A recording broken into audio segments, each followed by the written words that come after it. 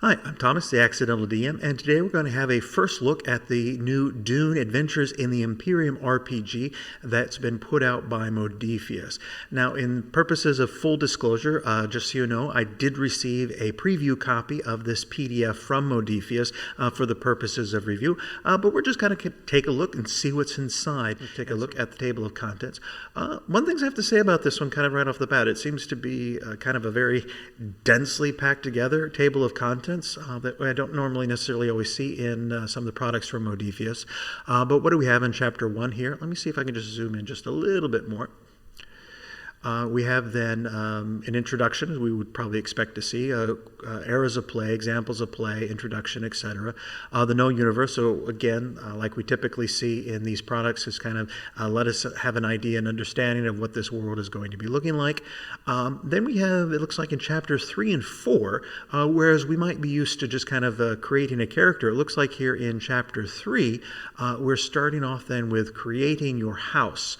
So, because, we're dealing then with these kind of noble houses then of the larger empire then of the Dune world.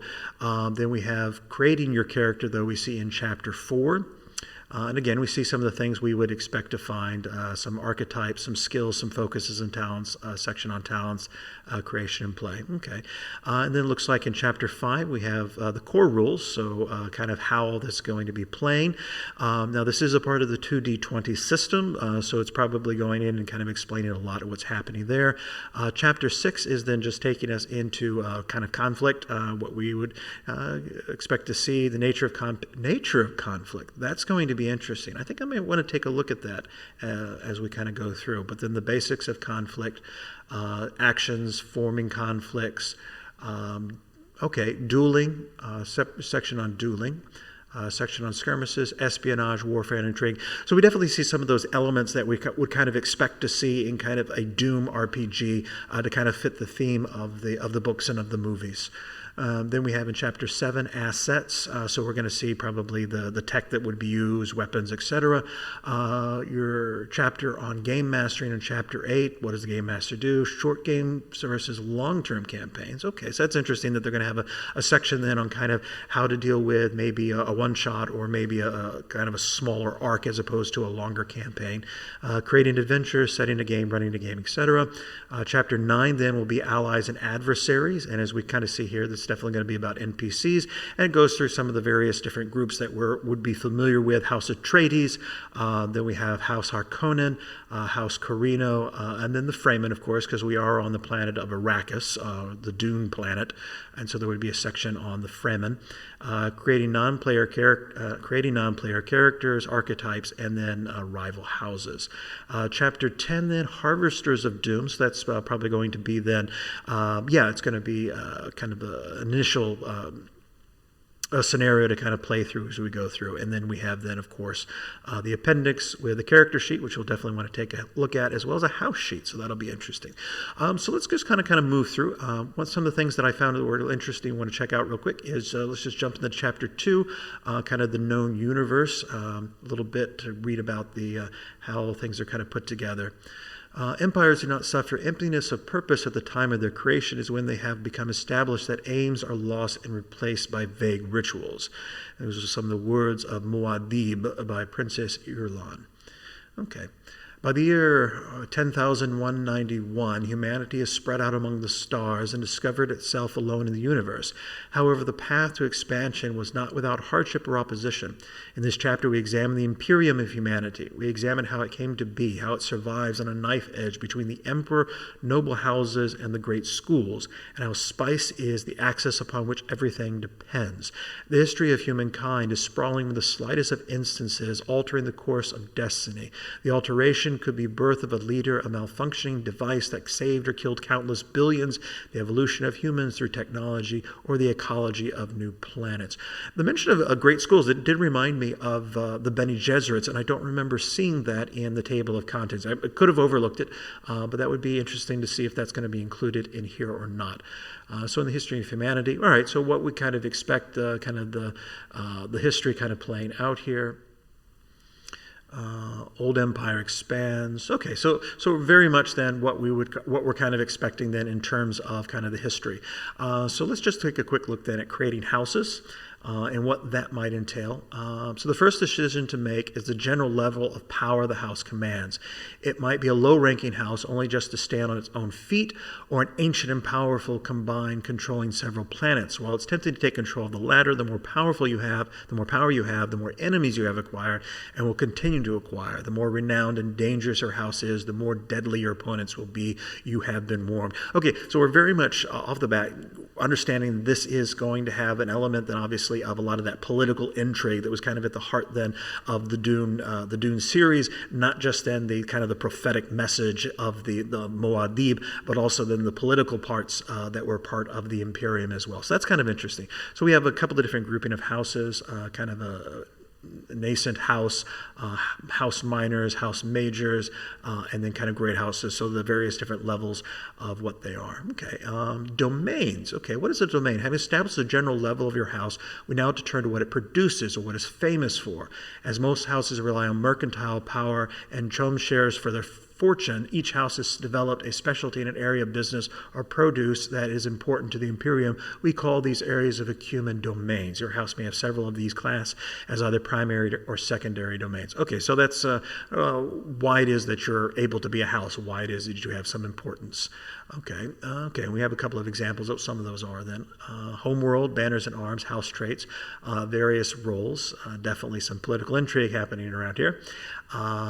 Different marshals, heirs, okay, so various members of the house, I'm sure, then kind of having to build enemies for the various houses and the reason why they're there. Okay, then we get, of course, then into creating your character, which is always at the heart of any RPG, no matter what its subject matter or anything. So now that you know something about the house your character serves, we can move on to creating the characters in this chapter. We'll walk you through the steps for you and your group to create the agents of your house, your player characters. This can be done in a couple of ways, following a number of steps in order to produce a character, only partially creating a character before playing and allowing their nature to be revealed in play. Characters in Doom Adventures in the Imperium are divided into two main types, player characters and non-player characters. Okay, all right, and so we have then notable supporting characters, minor supporting characters, major NPCs, notable NPCs, minor NPCs, but who are you? So this is the player characters, kind of a scion of the house, kin to the house's rulers, okay, a mentat, advisor, a graduate of the mentat school, okay, so kind of the human computers. Okay, here we go, Bene Gesserit agent, all right, I was wondering where they're going to add them in, and that's going to be a part of houses. You're a sister of the Bene Gesserits and may have served as a consort or concubine, a diplomat or a spy, sword master of the house, so that's the one that kind of is responsible for the house guards, etc., physicians for the powerful, what else do we have? Smuggler, the dominance of Chom and the spacing guild still allows for goods and peoples to be moved in the gaps between the great powers. Okay, so that's kind of your responsibility. Fremen warrior, all right. I guess if we're on the planet Arrakis, it would make sense then to have some Fremen warriors kind of added to your court in some way. So hardened survivors, well-versed in water discipline and other necessary skills for living on Arrakis. Then house officers, you serve the house, conveying orders to the soldiers, etc. And then the different methods of play, plan creation, and play for the player characters. So kind of what we'd expect. And we see some of the things we would typically see, kind of the various skills that are going to be involved. What else do we have? Focuses, again, if you're familiar with the 2D20 system, those are things that are definitely going to be things that you've heard before in terms of all that. Drives. Now, this is something new. So a character's inner life motivates and defines their actions. A character drives, thus shapes the things they do and how successful they are at those things. A character is more likely to succeed when they believe strongly in something and less likely when they are indifferent. But those strong drives can also lead a character into trouble or lead them to take ill-advised actions. Okay, so every character has a rating in each of the 5 drives, which are described below. Okay, so we have faith, moral expectation of religion, and a character's spiritual needs. Shows their dedication to a higher power and guiding hand of destiny. Justice is a drive towards balance and fairness, but also the will to redress injustice. It often serves the law and the common good, but it can just as easily uphold bad laws. Okay. Power is the pursuit of greater influence, authority, or control over the universe around them. Is the character's ego, representing their belief in their own moral authority and their right to take what they want. And then there's truth, is desire for knowledge, and the need to uncover or define that which is true. It is dedicated to revealing the right answers, even if they are uncomfortable or even dangerous. Okay, so those are the... Oh, I forgot. I skipped over the very first one. Let me go back to duty. Duty is the pressure upon a character to find their place in society and fulfill their allotted role. Okay, so this is motivations and drives for the characters. And again, it looks like that's just another one of the stats that's going to be a part of the player characters. Might make a little bit more sense. I'm trying to figure out how this works in the 2D20 system with attributes and skills when it comes to getting successes. And so where are drives fitting in? Maybe when I take a look at the character sheet, we can kind of see where they're placed on that in order to have a little bit better understanding of how those necessarily work. We'd have this thing called drive statements down here. For each drive with a rating of 6 or higher, you define a single statement, short sentence explaining what the character feels about the drive. Characters don't have drive statements for their lower rated drives because they don't feel strongly about those things. Okay, so we have some examples of what some of those might be. Power may be used wisely and cleverly. I decide what is true. I must shield those in my care. All right. Ambition, okay, planned character creation. All right, and so this is just kind of going into how to do all of that, and we see examples of some of the various different archetypes. Looks like we've got a couple of different ones that weren't mentioned before. So we do have then that Bene Gesserit's sister, Fremen the Mentat, but we have a Spacing Guild agent, which we didn't see earlier, and a Suk Doctor. Okay. Oh, okay, those aren't quite the archetypes then. What are those then? Let's take a quick, go back. Faction characters and templates. Assume the majority of player characters will be ordinary people working for the group's house. But that won't be the case for all player characters. Some of the most iconic characters in Dune are part of a faction outside the system of noble houses.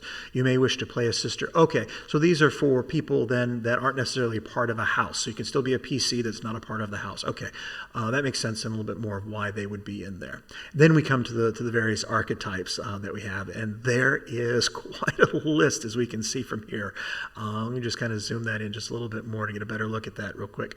Yeah, okay, so that is a much larger list of different archetypes that we have. So an analyst, an athlete, a commander, a courtier, duelist, empath, envoy, herald, infiltrator, messenger, protector, scholar, scout, sergeant, smuggler, spy, steward, strategist, technician, and wizard.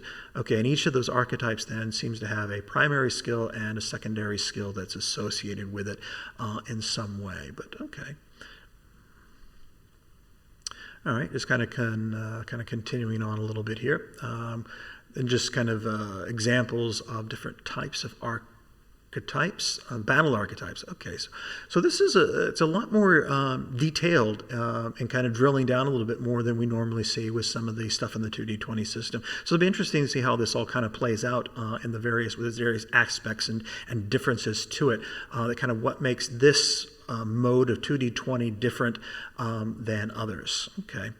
All right, so let's just kind of continue on. Let's take a look at Chapter 5 then on rules. Okay, so what do we have here? Chapter introduces the core rules for playing Dune. As the rest of the rules in this other chapters build on the mechanics found here, it's valuable to have a decent understanding of how this works. Each section of the chapter starts with a brief primer, which is then elaborated. Okay, so Dune Adventures in the Imperium uses a single type of dice to resolve the actions a character may attempt in the situation they may face, 20-sided dice. Most of the time, more than one die is rolled at once. These dice are collectively referred to as a dice pool. Okay, so the number being rolled is noted as XD20. Okay, well, that's kind of what we expect. It seems that there are some situations for re-rolls. Okay, so on the face of it, it doesn't look like there's too much different, but use of traits, okay, skills tests. What do we have here? Whenever your character takes an action and there is doubt in the outcome, failure is possible. The result might depend on how well they succeed. The game master actually make a skill test. Okay, that's what we'd expect. We see then number of successes, critical successes, what's there. When to roll. Okay. All right. Okay, just kind of continuing on a little bit. And then we have kind of levels of difficulty, which we're kind of used to seeing. Skill test procedures, improving the odds. Use of momentum, okay, another staple then of the 2D20 system. Complications, again, something that we're used to seeing. Succeeding at cost, threat, of course, for the game master, etc. Determination, okay, just make sure Determination is a special scarce resource which you can spend on skills tests which align with your character's drives. It is earned when a character drives impede or hinders their action. You can spend determination before rolling to set a die so that it counts as having rolled a 1. Okay, so again, something else that we're not used to kind of seeing in 2d20 systems, contested rolls, etc. Okay, conflict, that's kind of getting a little bit more into the kind of nuts and bolts of it, so we don't need to get all into that. But let's take a look then at Chapter 7 with assets here. Let's see what we have listed in here, some possibilities. Okay, qualities of assets. Well, that's interesting. Okay, so some assets have a quality rating if they are of a better quality than usual. An ordinary example of any particular asset, even a rare one, has a quality of 0. An ornithopter is no better than a knife, as a knife isn't much of use if you need to fly, just like an ornithopter is only useful to escape a duel. So a knife with a quality rating needs better balance, more durable, sharper than an ordinary knife. An ornithopter with quality is faster, easier to handle, stronger than a standard ornithopter, the higher quality. Okay, so there's going to be kind of levels of usefulness, I guess, of various different equipment in this game. Okay, that's an interesting thing to kind of add to it. Section here on character advancement. It's interesting that it's here in Chapter 7. Let's see what it says. Your character's assets, or at least the most potent and significant of them, will stay with them and may even grow and develop over time. They represent time and effort invested to refine and improve their tools and expand their resources. However, your character can only maintain a finite number of assets in this way, and upkeep and maintenance become an increasingly large drain on time. All right. Okay. So yeah, this is definitely a very, I don't want to quite say crunchy because I know that can have some negative connotations in some ways, but it is a lot more involved and detailed than I've seen with other versions of D20, 2D20, whether it be Star Trek Adventures, which I'm kind of most familiar with, or the Achtung Cthulhu that I'm kind of starting to learn, or the John Carter that I have played a few times in the past as well. So it just seems to have a lot more detail and depth to it than I'm used to seeing in the 2D20 system. So it'll just be interesting to see how this kind of all works out. So just a couple examples. We have a maker's hook. These narrow metallic shafts are used to open up a gap with a sandworm segment, exposing the less armored hide beneath to the elements once pried open. All right, so that's for kind of riding then the sandworms that we saw, at least I remember seeing from the David Lynch film back in the 80s. I haven't seen any of the others, but that's the one that I remember from. Thumper, again, that's for calling then the sandworms. Okay. Warfare assets. Okay. Fortresses, conscript, shield infantry. All right. So, I mean, it very much looks like there's, again, it's a lot more heavy detailed. And I think that's probably a part of the kind of the political aspect and political nature that Dune really kind of plays with. So it'll be interesting. Again, I keep saying that a lot, but it's just a novel way of kind of facilitating the 2D20 system to kind of work with the different various IPs. And so it's just a new way of doing it. Game mastering. All right. I'm always interested to take a quick look at the game mastering. Be a team player, create and manage the campaign, make the game enjoyable. All right. Short term versus long term.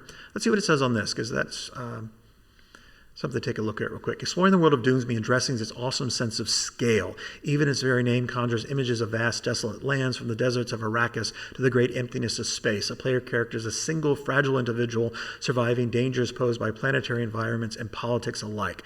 In the face of this, you may feel overwhelmed, uncertain where to begin or how long to play. Some stories are tightly plotted mysteries, slowly revealed over several game sessions. Other stories are isolated, standalone adventures. One way you can manage your game from the start is by defining the scope and the game and its length. All right. So it's very much working on that idea of, it's one planet and it can have multiple different places on that same planet, but you're still a part of this larger Imperium that kind of is a galaxy encompassing one. And so how it is that you want to kind of play with that? Do you want to do the kind of the larger Imperial galaxy-wide look, or focusing then on these more specific things? So it's a good then to see in this book then having those different elements to be able to kind of see how to plot out for different local or more worldwide or even more empire-wide in that particular sense. Okay. Story hooks, that's nice. Always nice to see. Whether or not I would use them personally. I still think it's great to have some elements of some story hooks that are directly in the core rule book to be able to kind of get some things started with some ideas if you're not quite sure.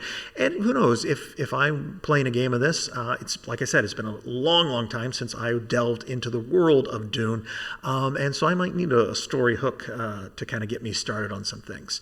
Okay, let's jump down just to take a look at Chapter 9, Allies and Adversaries, all those list of NPCs, House Atreides. Okay, of course, it's nice to see him put right up there. Duke Leo Atreides, kind of right off the bat. Again, just kind of off of my memory from the original movie back in the 80s with Duke Leto Atreides was kind of the reason things got started. He wasn't the hero of it, of course, Muad'Dib was, but he's the one, his movement into Arrakis, taking over from House Harkonnen, and then the betrayal that was a part of that. Lady Jessica, his consort, Paul Atreides, or Muad'Dib, Gurney Halleck. Okay, some nice memories coming back from remembering the movie and how all they kind of played out. So we do have then a lot of those major characters, major players that are a part of that. Let's see, though, if we have some more, not those iconic ones, but maybe some NPCs that would be just more simply used throughout the game. How to create NPCs, we see that here. Okay, and then we go into archetypes. Okay, here we go. Arakan native, an assassin, a Bene Gesserit, revered mother, criminal, etc. Okay, so we do have a couple of them with their various stats that are part of that. Okay, that's interesting. Okay. I'm just kind of understanding how with the 2D20 system how it works, instead of having attributes, what I would typically think is attributes are being called here drives. And it's interesting, I find it fascinating that they're using then this connection then with statements or kind of value statements as a part of the drive mechanism, mechanic that's a part of that. Okay. But then we see the typical things we're used to, some talents down here, and then the assets that they have, example criminals, okay. Courtier, Fremen Elder, all right. Harvester of Dune. Not going to go into this because I don't want to spoil anything in this particular scenario, but we will take just kind of a quick look at the very beginning of it to kind of get a little bit of an idea of what's happening here. The player characters are members or nodal supporters of a noble house with spice mining rights on the planet Arrakis. A crisis threatens the house's profits this year. One of their flying carryalls and its small fleet of ground-based harvesters has a poor spice productivity record. The carryall in question is named after an historical Harkonnen lord, the Graf von Dresen, but its crew knows it as the Grief. Player characters are dispatched to the carryall to discover the cause of the Grief's poor productivity and to take whatever actions are necessary to eliminate problems and improve matters. Okay, that does sound like an interesting kind of a first scenario to kind of get started with it and see what it looks like. And then we take a look then at the character sheet. We'll start off then with the house's character sheet, or as it's being called here, the house's record sheet. So we have the house name and its home world, its type, its crest, domains, what it's known for, and how it serves the empire, the various roles within the house and the various enemies. So very much kind of getting that kind of front and center, who it is, whose side are they on, how is it all kind of working out, who are their allies and who are their enemies. And then we take a look at the character sheet, and we see, of course, stuff we expect to see. You got a name, house, role, and faction, personality traits, ambition. I don't remember necessarily seeing ambition. I might have and just forgot about it. Then we have the drives of duty, faith, justice, power, and truth. And then the various skills and then the focuses that would be a part of that. So battle, communicate, discipline, move, and understand. Okay. There's also then listed here talents, which we'd expect in assets. There's also listed here advancement points. Okay, that's just something we kind of missed over then as I was kind of running through as a first look of this, but I'll be wanting to find out how these advancement points work, because it's different than determination. And so I'm very familiar with how determination works, so what these advancement points and how they work. I probably need to go back up to the chapter on creating your character to really kind of understand what that is about. Okay, this is nice. And again, you have a, right at the very end, after the character sheet, kind of a cheat sheet on how to kind of get things done, which is, I think, always helpful when you're first starting out with a new system and learning how it works. Okay. And there seems to be kind of quite a bit of that. So that is at least a first look at the new Dune Adventures in the Imperium. It is one that I am wanting to kind of spend a little bit more time with to kind of have a better understanding of. I have some ideas of how the whole universe of Dune works, but it's something from my past. I really haven't messed a lot with Dune probably since the mid to late 90s at this point. But this is I think this will be a good way of kind of jumping in and trying to figure out and try to understand how that works. There seems to be a lot of differences than other products I've seen that Modiphius has put out in terms of the 2D20 system. There's a lot of those mechanics I'm used to seeing, but there's some things that are kind of, I wonder what that's going to be. And that's the only thing I can do to learn those is kind of dig into it to figure out, well, what's there and what's not. But anyway, that might be for a different video. But thanks for joining me. I hope you learned something from this. I hope you found it interesting. If you have any questions, comments, or anything that you want me to kind of take a deeper look at, please put them down below. And subscribe if you enjoyed this and want to see more of the Dune Imperium or other role-playing games as we kind of all learn this together. I'm Thomas. Thanks for joining me.